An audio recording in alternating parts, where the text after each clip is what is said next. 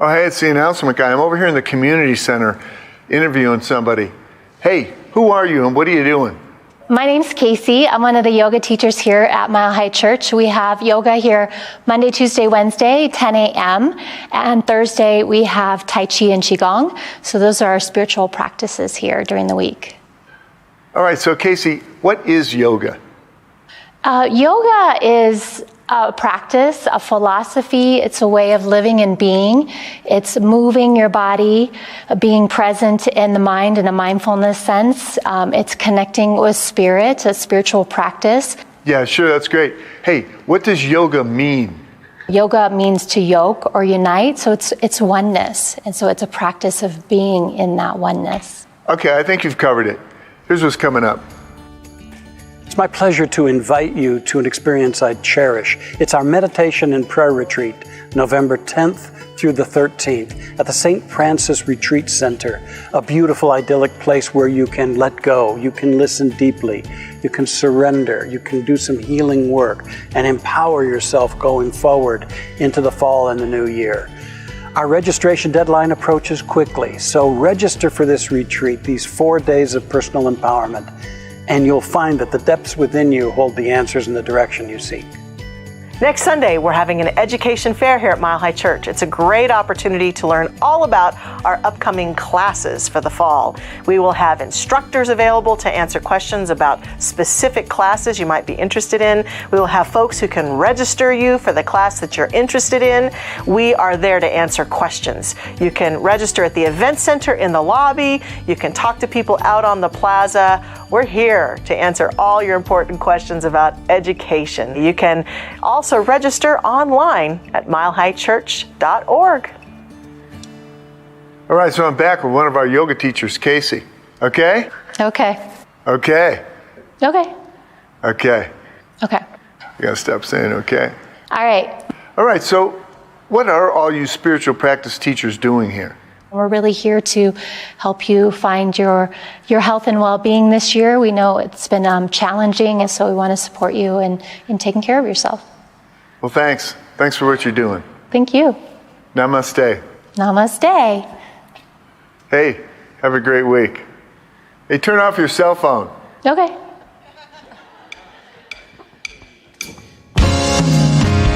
Good morning, everybody. Welcome to your Sunday morning. I'm Denise Rosier.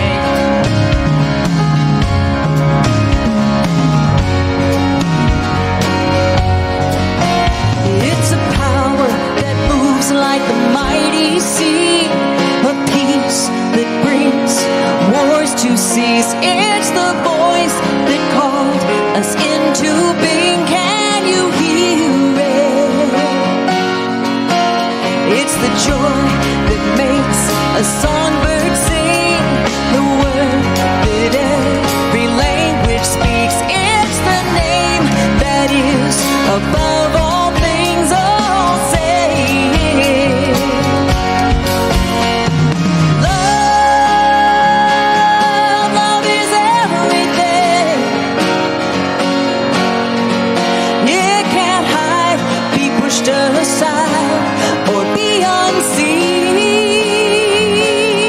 Love is everything. Love is everything. It's the one alone, unafraid to stand. Neighbors marching hand in hand. Feels like thunder rolling across the land. It's you and me. Love is everything. Love is everything. It can't hide, be pushed aside, or be unseen. Love is everything. Love is everything. Love is everything.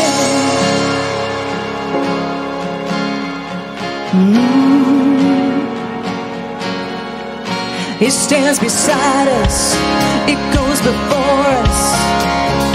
Love is everything. It moves among us, it restores us. Love is everything. It stands beside us, it goes before us.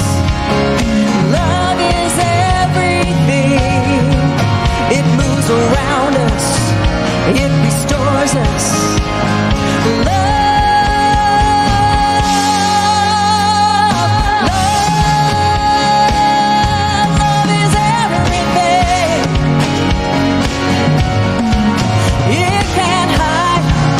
Aside or be unseen.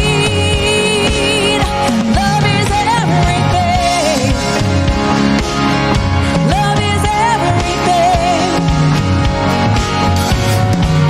Let your heart clear your mind till you believe. Let's sing it. Love is everything. Love is everything.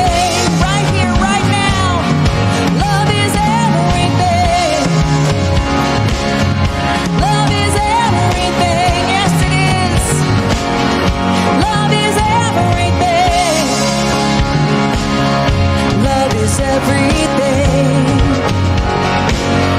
Love is everything.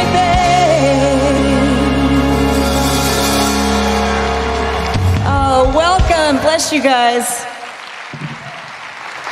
Denise Rosier, yeah.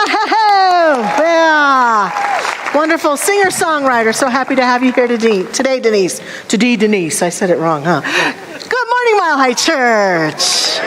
Good to see you all. Welcome. Welcome to those of you here in our beautiful sanctuary. Welcome to those of you watching online. I've returned from a couple of Sundays away, so I have so much to say. I hope I can get it all in. And we may be here a few hours. I hope you don't mind. That's what happens to ministers when we get a little time away. We think a lot, and we pray a lot, and we go into the depths of our... I think everybody does that. I hope you all do that when you get a little time away, too. It's very good for the soul, isn't it? Yes. So I am grateful to be here today and to be starting a 2-week series. And I was thinking a lot about how we read our vision and mission at the start of our service each week. I used to have a mentor minister whose name is Reverend Joyce Murphy. And she used to say, when the vision is clear, the decisions are easy. And I feel that about my life. And I feel that about our church, that when we're really clear what our vision is in the world, what we're here to do, what we're here to be, the decisions about what we do and how we do it and how it comes about, they're easier because we know who we are and we know what we're here to do. So that's the value of reading and presencing ourselves as a community each week to our vision and mission. That's the value of doing that in our own life.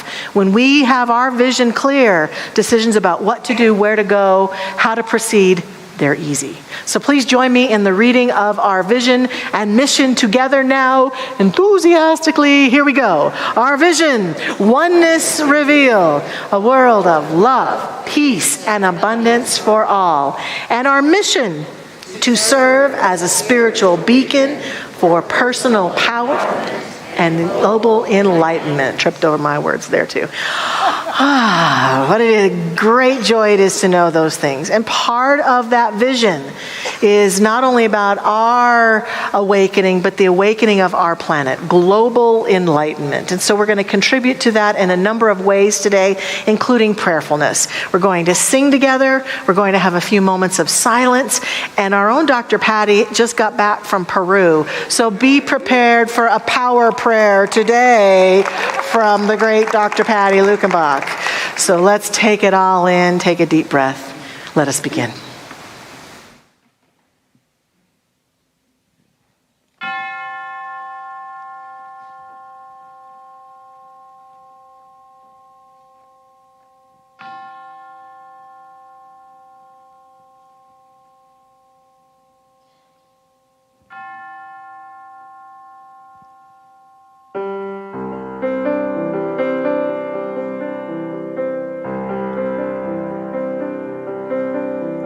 Surely the presence of God is in this place. I can feel the mighty power and the grace. I can hear the brush of angel wings. I see glory on each face. Surely the presence of God is in this place.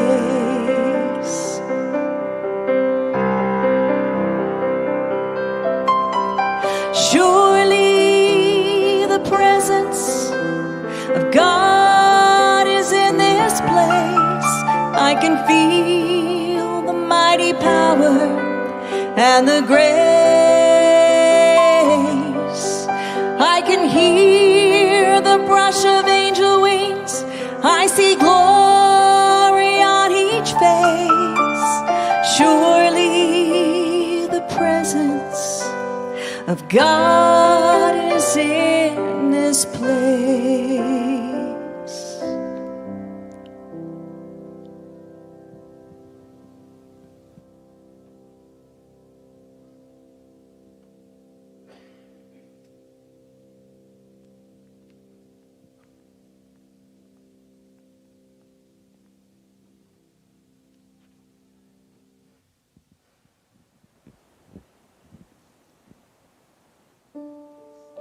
So in this moment, in these precious moments of prayer, prayer is that perfect union with the infinite, Almighty God, that which is, that which always will be. It has 101 names, but it whispers to each one of us in this moment, love. Love is all there is. For love is an essence. It's a fire. It's a warmth. It comes forth in the awakened consciousness of being compassionate and understanding with self and others. It is Almighty God, that precious light of love, shining brightly upon our path. In the beautiful land of Peru, the word for love is mune, love. And so I ask in this moment that we move to that center place within our hearts. Just set down whatever you've been thinking, perhaps doing, any expectations. Just move to that place of center within your heart, your physical heart. There's a light that's glowing there, and it's glowing brightly, and it's speaking to you that all there is that peace, the light, and the love, that assuredness that has always been. So I give thanks for this perfect unification, for it lives, and it always has, and it always will. So each one of us, we stand in that light of peace. We stand in that light of truth. So what I declare in this prayer, for all countries of this planet, I declare this for all universes, for the galactic heavens above, the earth below, that peace reigns because love is. And so the blessings of this bring forth that release of the angst, the release of the old, the release of that which is no longer working personally or collectively, moving into a new time of love, an essence that is so bright, and it's burning brightly within your hearts. So I give thanks for this day, and I give thanks for an amazing message from Dr. Michelle. Give thanks for all the music, and most importantly, I give thanks for each one of you, all of you. You are a blessing this day. Stand and allow your light to shine brightly, now and forevermore. Indeed, these words release to that love intelligence that raises us. And so it is. Amen. Peace,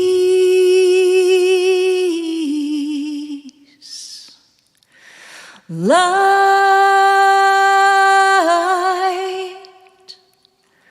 love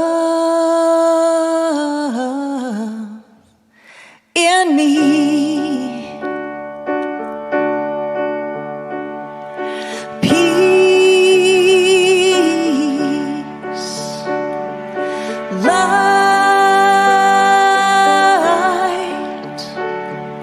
love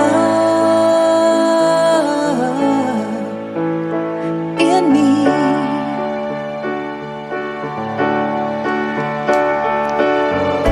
Here in the stillness of this quiet hour,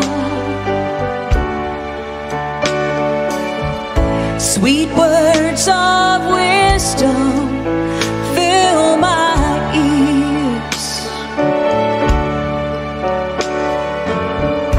Those words like water keep my soul sustained. Let them rain, let them rain. Sing it together, peace, light, love. Peace,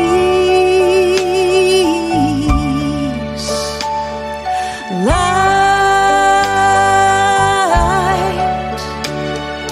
love in me.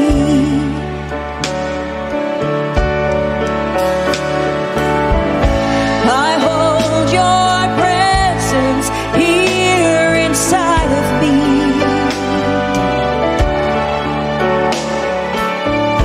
I rest in knowing you are here. Brighter than 1,000 stars across the sky. How we shine, how we shine. Peace, light, and love. Peace,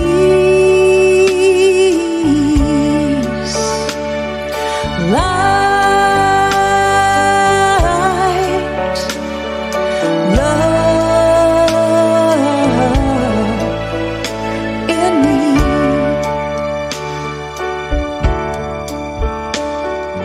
Peace, light, love in me. One more time, let's sing it together. Peace, light, love in me.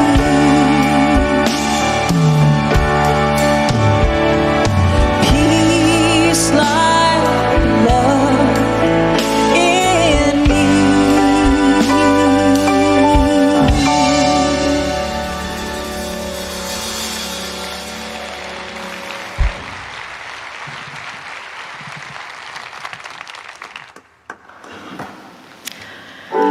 Today's inspirational thoughts come from Hafsat Abiola.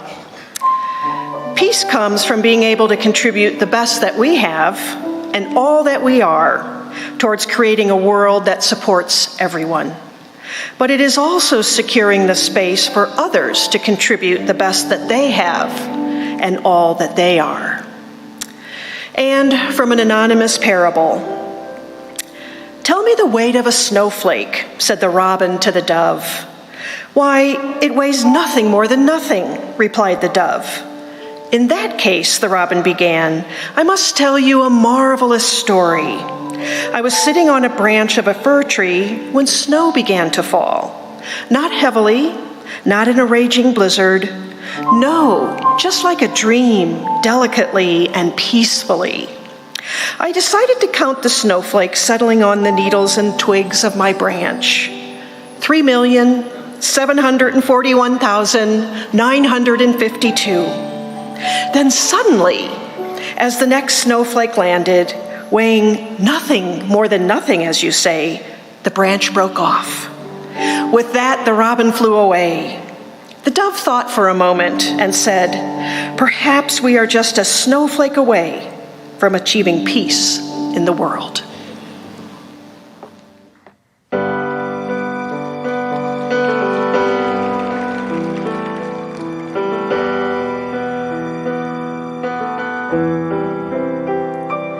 I am one, simple and plain. No superpowers, no famous name.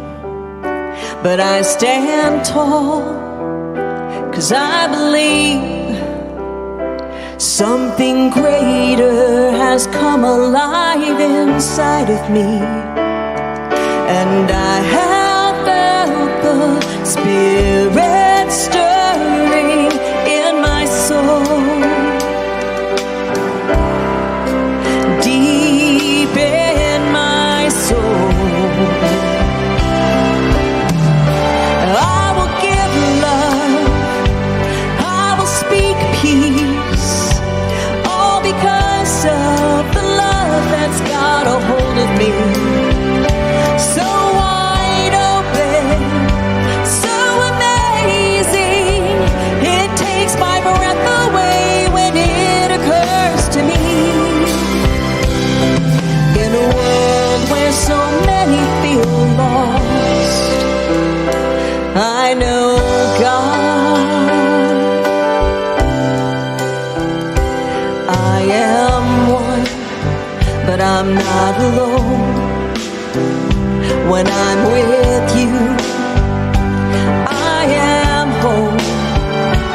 Side by side, we find the truth. When the Spirit in me meets the same in you. And I have felt this fire burning in my soul, deep in my soul. I will give love, I will speak peace, all because of the love that's got a hold of me. So wide open, so amazing, it takes my breath away when it occurs to me. In a world where so many feel lost, I know God.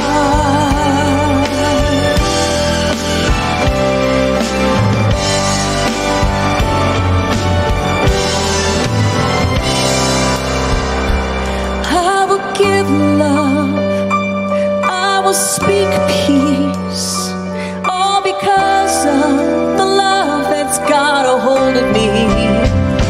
So wide open, so amazing, it takes my breath away when it occurs to me. In a world where so many feel lost, in a world where so many feel lost, in a world where so many feel lost, I know God. I know God.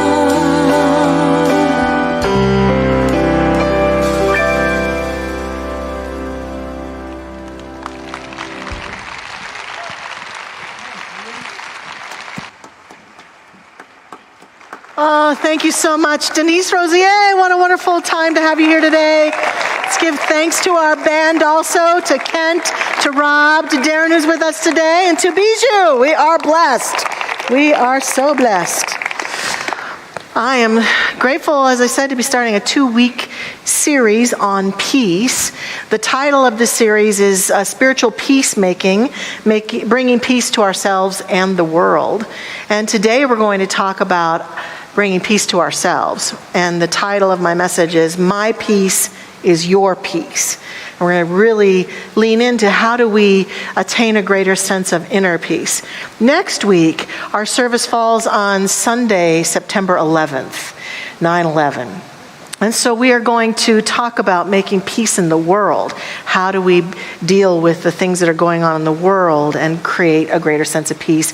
And I'm very grateful that our production director, Rama, has brought out a candle and our peace sign here. We've had this up in different parts of our sanctuary because we're dedicated to being peacemakers. And next week, we're all going to, anyone who's present or watching online, going to contribute to building a candle of peace for our sanctuary, one that will live here in this room that anyone who's a part of will contribute their energy towards. So I hope you'll be here. Hi, Robert. He moved away and he's back. My friend Robert, I'm glad he's here. We will build a candle together for peace. And so it's going to be wonderful. So I'm so grateful to have a chance to talk about peace. It's a very important topic. My peace is your peace, inner peace. How do we attain inner peace? I remembered as I was contemplating this that Dr. Wayne Dyer, the late, great Dr. Dyer, had published something called the 10 Principles of Inner Peace, how to know if you have attained inner peace. And so I got those out and I'm bringing them to us today to consider firstly. You'll know you have inner peace when you have a tendency to think and act spontaneously rather than on fears based on past experience. You'll know you have inner peace if there's an unmistakable ability to enjoy each moment. If there's a loss of interest in judging other people. If there's a loss of interest in interpreting the actions of others. If there's a loss of interest in conflict. I like this one. A loss of an ability to worry. A frequent, overwhelming episodes of appreciation. Frequent attacks of smiling. An increased susceptibility to the love extended by others, as well as the uncontrollable urge to extend it. Isn't it a good thing we have 2 weeks to talk about this one, right? So to attain inner peace, my peace is your peace. The reason that I created that topic is that I think we underestimate the contribution that each one of us simply is towards our efforts and vision for peace to burst out on this planet. We underestimate our part in it. We underestimate that each one of us makes a difference. Just like that story that Reverend Carol read, that anonymous story about we could be just one awakening moment away from peace bursting out on the planet, and it could be your heart or the person sitting next to you or my heart. All of us contribute to the experience of greater peace and well-being on the planet. And what happens to us often is that we get caught up in that our world could only be peaceful if that happens or that doesn't happen or that stops happening or this is going on. And we lose our sense of peace because we base our sense of peace solely on what we see going on in our life or in the world around us. And what we know in this teaching, what we teach in this teaching, and what Dr. Dyer was speaking of, is that true inner peace is something that is always within us that gets obfuscated by our own life story and our interpretations, by our addiction to worry and conflict and thinking that out there matters more than what's in here. And so one of the greatest risks, I want to start with the risk of attaining peace, is that we then have to consider giving up two very important things that some of us cherish dearly. They are our fear and our righteousness. Yeah, well. And we're not always quick to give those up because we feel like our fear can keep us safe, and our righteousness, if we're right, can also keep us safe. But they also keep us from peace. They also keep us from experiencing peace. And what we get to understand about that is that sense of fear and righteousness can come from experiences of our past that are still haunting our present. They can come from perceptions about the present that impact our future. And I know that I learned this very profoundly at a young age. When I was 10 years old, my parents, for the first time in my life, separated. And my family had some turmoil going on. My father was a rager. He was violent. And so when my parents separated, I remember feeling this kind of sense of relief.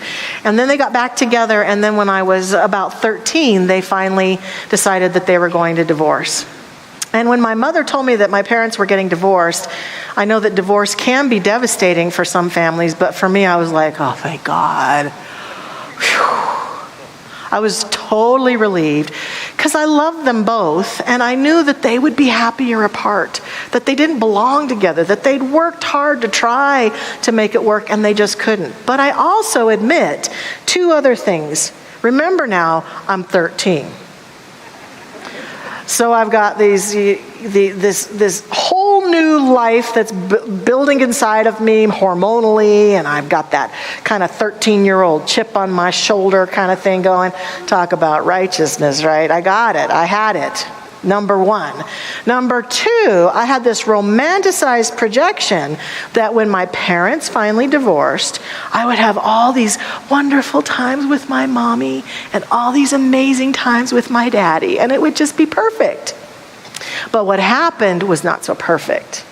They both had gotten married when they were in their late teens, and upon divorcing, they both sort of relived those 20s that they never got to live because they had 3 kids. And my father, especially, in my humble opinion, the way it impacted him is that instead of being as interested in his children as his 13-year-old daughter thought he should be, he was more interested in fast cars and fast women.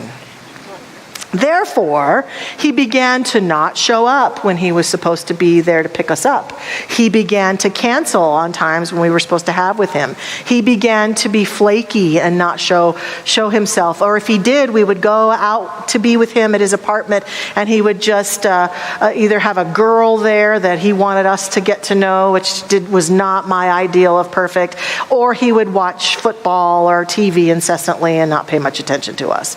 Well, this 13-year-old girl was getting angrier and angrier and angrier about this treatment until I finally started refusing to go with him sometimes when he came, which caused my sister great pain and suffering because she would say, "But you want to see Daddy, why are you not spending time with him?" Yeah. I don't want to. I also noticed, however, and you may be, as I can easily be, landing on my side. Well, Michelle was the right one in this case. Her father treated her badly, blah, blah, blah. Maybe so. But here's where the rubber meets the road. Because this was causing such great pisosity in me that I probably had one of the worst years in school I ever had.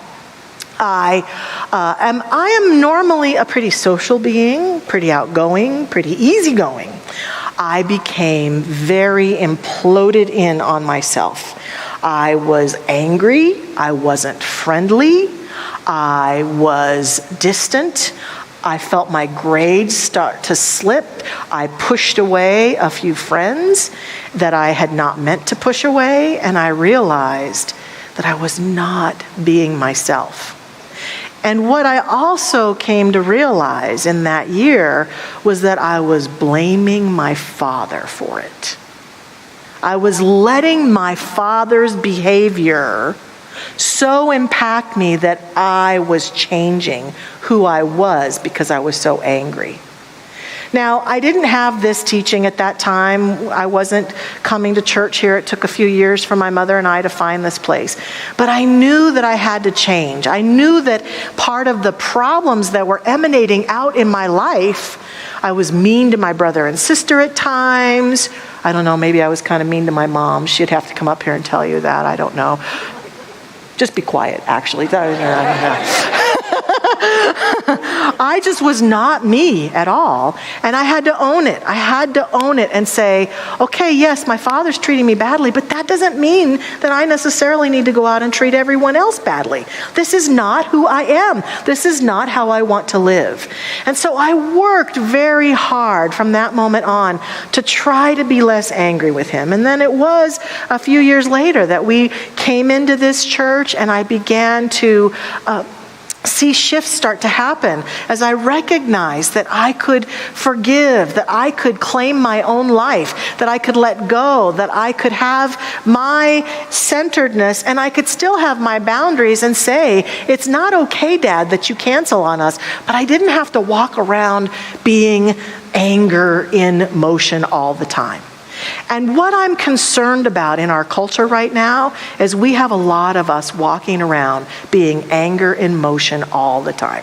Because we think that what's going on out there somewhere could take away our peace. Just like I thought the same thing about my father. I was so angry with him that I was letting it impact every relationship I had with any boy or man that I came across. I disdained the male gender for a while. And yet I wanted to have boyfriends. How is that going to work, right? It's just not. That caused me to be very motivated, quite frankly. If you want to have a relationship with a guy, you can't be angry at them all the time, Michelle. So I had to learn to let go. And we have to learn to live a life, I think, where we're willing to surrender our fear and righteousness for the sake of our own peace. I had to surrender my judgment about how he was behaving so that I could regain my peace and my centeredness and live the life that I wanted to live. And it took time and energy and support from around me to begin to do this. But this is a vital part of reclaiming our peace. It's not selfish to do this work. It's vital that we do this work. It's important that we understand this so that we can surrender our pain and suffering from the past or from the present to be more present in the present. And indeed, that's my first point, that our presence as peace is important. St. Francis de Sales said, "Never be in a hurry. Do everything quietly and in a calm spirit. Do not lose your inner peace for anything whatsoever, even if your whole world seems upset." I'm sorry, I jumped ahead. Backwards, please. Presence as peace. Lao Tzu says, if you are depressed, you are living in the past. If you are anxious, you are living in the future. If you are at peace, you are living in the present. I think that a huge part of surrendering our fear and our righteousness is learning to live in the present. It's learning to understand that our power is not in ruminating over what people have done to us. Our power is not worrying about the future. We sometimes think as we look at what's going on, if I just worry about it enough and I'm prepared for it enough, then when it happens, whatever it might be, I'll be ready. But the truth is, the more present we can be, the more ready we are for anything that occurs. The more we can learn to be in the now moment, we can understand that it, as teachers have told us throughout the ages, the now moment is where our deepest creativity lies, where our connection to our source is. Our founder, Ernest Holmes, talks over and over and over again about the greatest peace, power, and poise is being able to be so present in my life as it is with whatever is going on right here and right now, that I know that I can be a peacemaker in any conversation, in anything that shows up, in any conflict, in any challenge, in anything I see in the world. That rather than saying my peace is determined by what's going on out there, my peace is who I am, it's at the core of my being, and I meet every condition and situation from that place of presence. I'm present to the people in my life. I'm present to the conditions in my life. This is in no way being in denial. Sometimes I feel like when I talk or we talk in this teaching about this principle of being present, people think that that means we're doing a spiritual bypass. A spiritual bypass is when things aren't going well, and we're looking at them, and we're looking right at them, and we're saying, it's okay. It's all going to be fine. But the truth is that what we learn to do is, ooh, that's not okay, but who I am can meet it right where it is. What's inside me is greater than what I'm seeing. And what's challenging us now, and we may want to try to brag and say, we've got it worse than any other generation. And I hear the voices of previous generations arguing with us about that, but that's neither here nor there. The truth is, get present in the now and understand there's nothing out there greater than you or I. There's no one out there that can disturb our peace unless we let them. We can be present.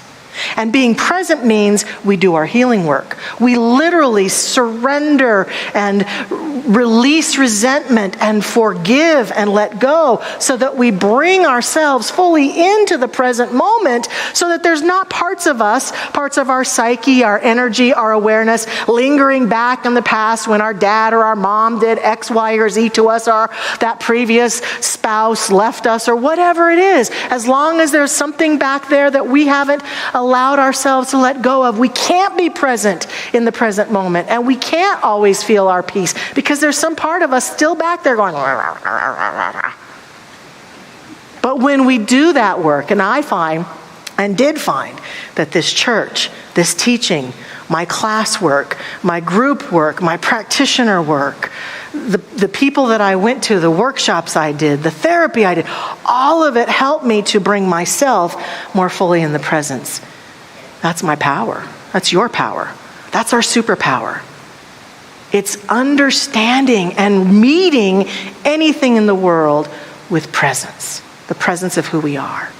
Then we go to my next point, which I jumped ahead to, which is peace as a habit. Peace as a habit.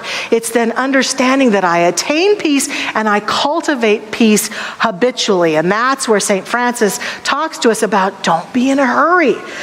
You know, allow yourself to do everything quietly and in a calm spirit. Don't lose your inner peace for anything whatsoever, even if your whole world seems upset. It's an opportunity. I know it can be very irritating when there's conflict going on and one person is going, tell me more about that. Just want to bop them, right? Yeah, here, I'll give you some peace. But there is a way to really learn how to be present and compassionate. I love Brené Brown's definition of compassion is walking along with someone when they're in pain and suffering. And the thing that can be the most challenging to our peace are the people we're closest to, right? Sometimes we can be very nice to everyone except the people we're closest to, our kids or our spouse. And there's been plenty of examples of people who say, well, I go to church and I'm, hello, how are you? And then I go to brunch afterwards and I scream at the server who's serving my brunch to me. That's not being a peaceful person. That peace begins to be a consistent habit that rises up out of our spiritual practice, that rises up out of our healing journey, that rises up out of our learning to be in conflict from that peaceful stance. Even if our energy rises, there's a way to be frustrated and still be at peace. By not calling each other names, by not being rude to each other, by not pulling up things from the past, but staying very present in a conversation and very honest and clear about what's happening for us, what our needs are, what we would like to talk more about, what we want to hear from each other. There are ways to be at peace even when we appear to be at conflict, and it becomes a habitual way of being. And the third one is seek to be and generate peace. Because we begin to understand that everything we do, everything we speak, everything we are contributes to the peace on the planet. We sing this every week here at Mile High Church, don't we? Let there be peace on earth, and let it begin with me. So it begins with this inner atmosphere that we learn to create and cultivate, that we consciously and conscientiously work on so that we can be a greater contribution of peace in every relationship and every activity. And then it also has to do with the way we behave and the way we speak and the way we listen to what we're called to do to generate peace. Desmond Tutu, whom I love and adore, and he wrote a wonderful book on forgiveness, if you have forgiveness work to do. He says, do your little bit of good where you are. It's those little bits of good put together that overwhelm the world.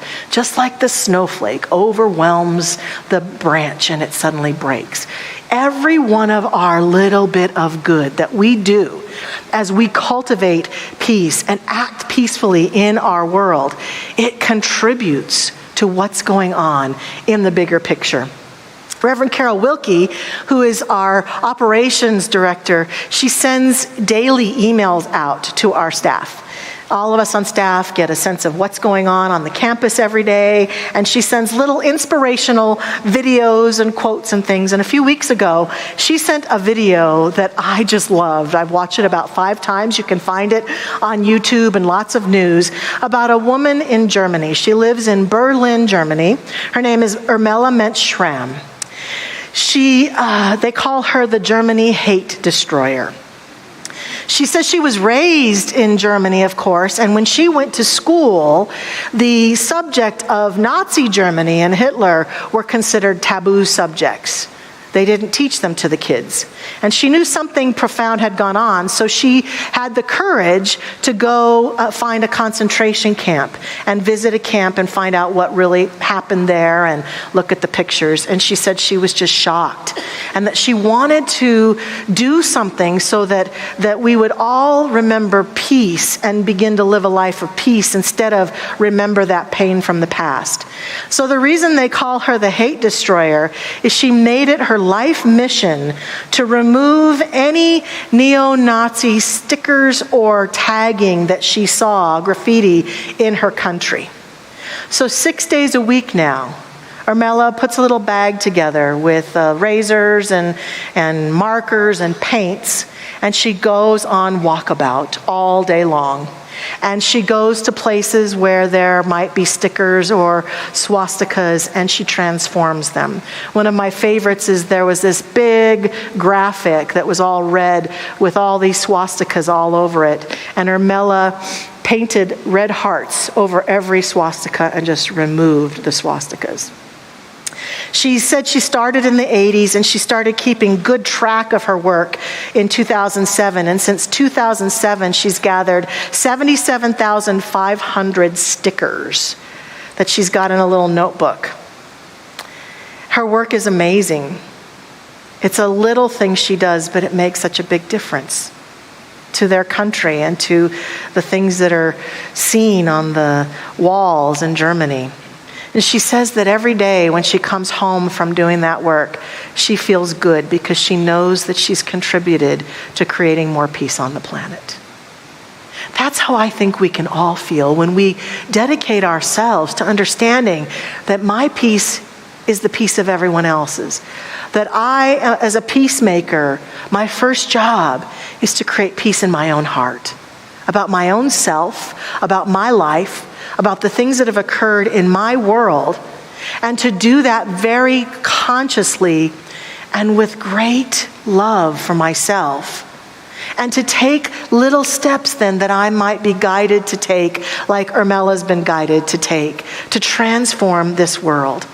That generates and creates and contributes to inner peace. She feels inner peace as she does this work. And I know that many in her country have a greater sense of peace because she is willing to do this. Our founder, Ernest Holmes, says, first of all, you must arrive at peace of mind. It's the It is on the only basis of peace that you can persist with absolute certainty. Peace alone gives poise. There is an intuition within you which already knows that you are one with good, that your destiny is certain, and you must listen to this intuition, for it is the voice of God in you.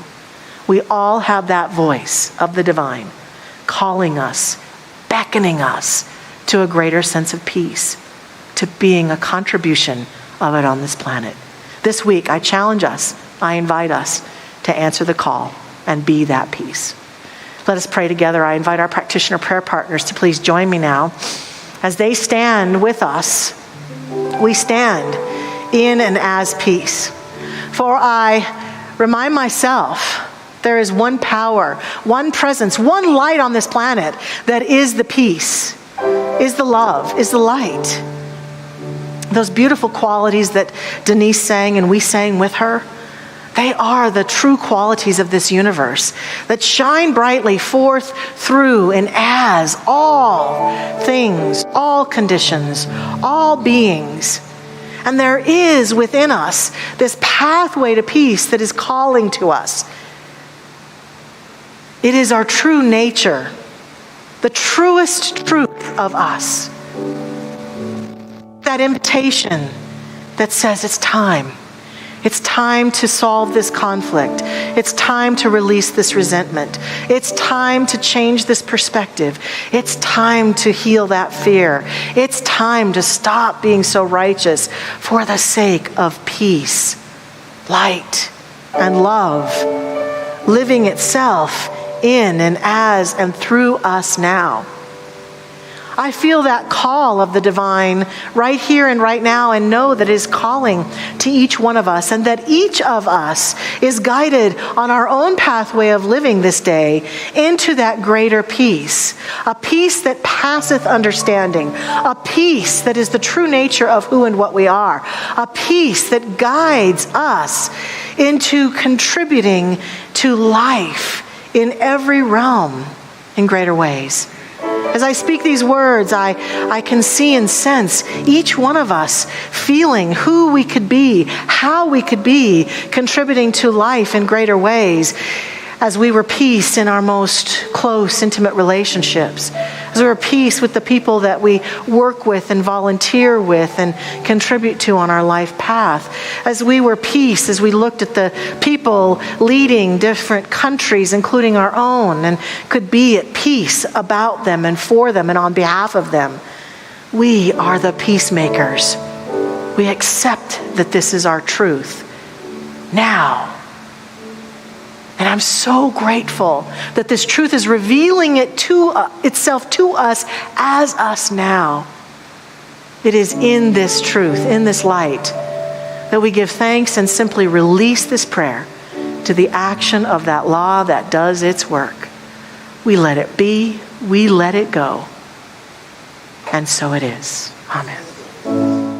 Here in the stillness, all is quiet up. Sweet words of wisdom fill my ears. Those words like water keep my soul sustained. Let them rain, let them rain.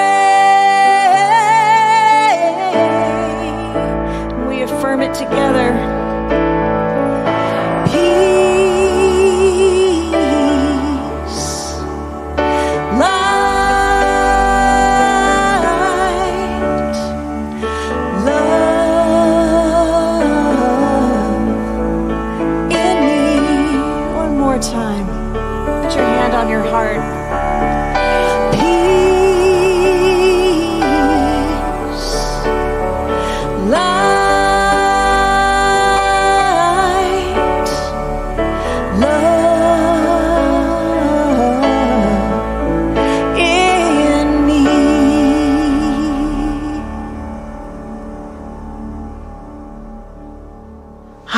Thank you so much, Denise. Great affirmations for us, huh?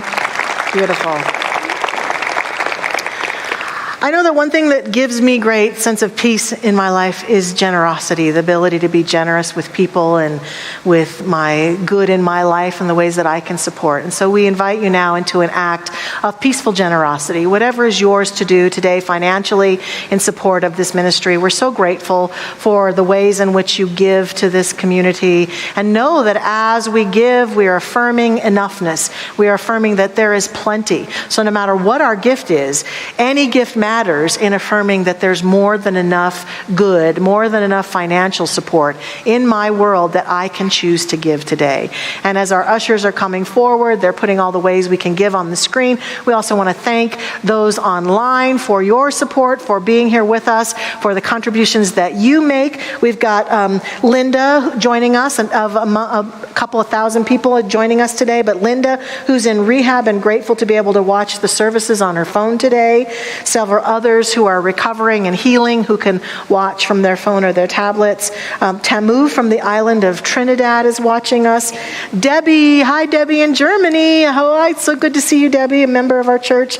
And Sam from Tennessee asking for prayers for all affected by the flooding there. So our practitioners are on that, Sam.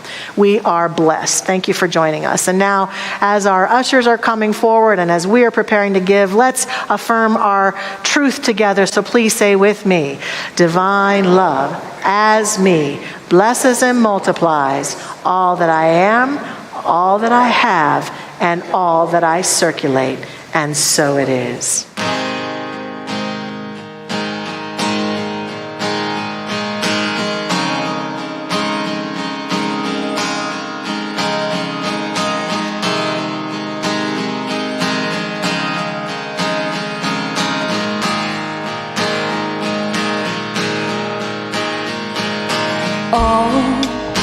That I have is blessed.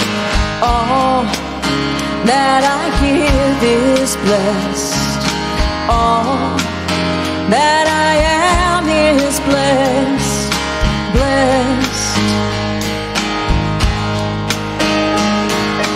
All that I have is enough. All that I give is enough. All that I am is enough. Blessed. Thankful.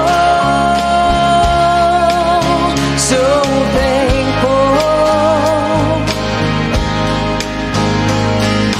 Thankful. I am thankful.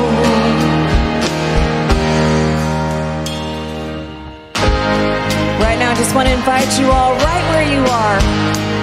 Just shout out your blessings. Just fill this room with it. Even if you're at home. What has blessed you this week? My family, my friends, this congregation.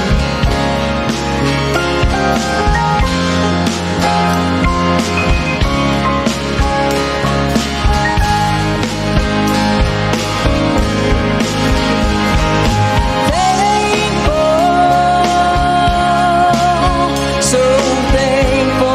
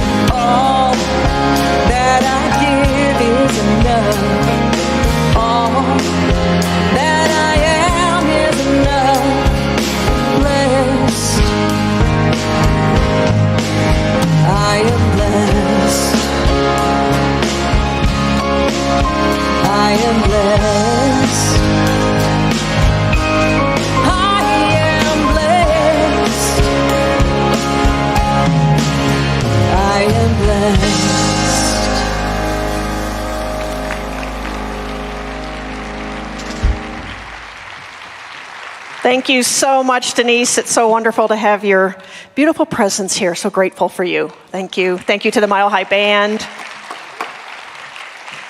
If you are new to Mile High Church, we have a welcome center out in the middle of the lobby. If you want to know more about who we are, what we do, what we have going on here, please stop by. I'll be there after the service. And we also have our amazing, wonderful practitioners who are coming down front, and they will be available for a short affirmative prayer right after the service. We want you to know that Denise Rosier will be out in the lobby with her product. She's got music out there. If you want to take her music home with you, please stop and see her. And you can also go to her website at deniserosier.com to get her music, her beautiful music. And we've got a lot of great things happening. I mentioned in my message that classes changed my life, and they truly did. And we are starting classes up for the fall. Next week we'll be having a class fair, so we'll be all outside with instructors and information to answer questions, but please consider getting into a class. If you've never taken a class, Beyond Limits with Reverend Josh is the best place to start. And if you've taken Beyond Limits, there's lots of other classes and workshops coming up. And so we hope to see you in one of those opportunities. Some are online, some are in person. It's going to be a fun fall here at Mile High Church. And tomorrow night, our Healing Intentions Circle is meeting on Zoom. If you would like support in your healing journey, Reverend Kay and Reverend Linda will be available. The information is at the calendar at milehighchurch.org. And this Wednesday is our Wednesday night insight. You can access that on Facebook or YouTube. Reverend Jackie Harris will be doing the Wednesday night insight. And next week, I hope you'll be with us as we continue our series on peace. I invite you now to stand as we do our benediction and peace song. We go forth in love and light, knowing that we truly are the blessing of peace and wholeness. And as we sing this song, let there be peace on earth, we mean it. Let it begin with me, we mean it. Thank you, life. And so it is.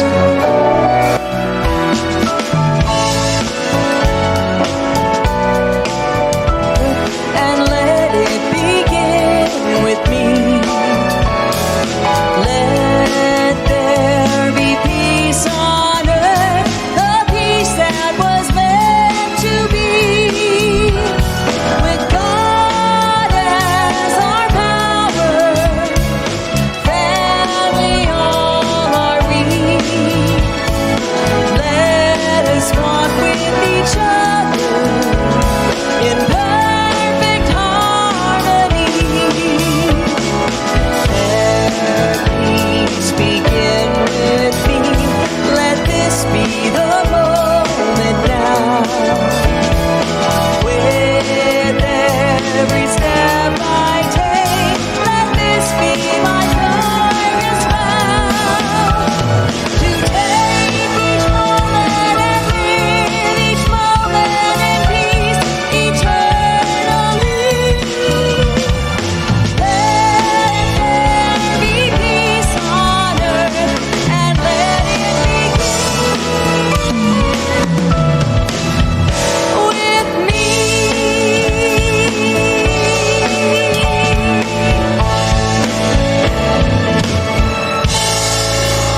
Happy Sunday, everybody.